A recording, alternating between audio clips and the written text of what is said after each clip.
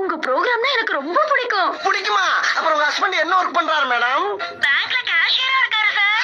அப்பாடா, ரொம்ப சௌரியமா போச்சு. உங்க மாமனார் மாமியார்லாம்? ஐயோ, கல்யாணம் ஆன உடனே அந்த சனியன்களை துரத்தி விட்டுட்டு நானும் என் புருஷனும் சந்தோஷமா இருக்கோம்பா. நல்ல மனசுமா, அப்படித்தான் இருக்கணும். சரி, பக்கத்து வீட்டுல யார் இருக்கா? சார், இது புதுசா டெவலப் ஆகுற ஏரியா. 100 அடிக்கு ஒரு வீடு தான் இருக்கு. 100 அடிக்கு ஒரு வீடா?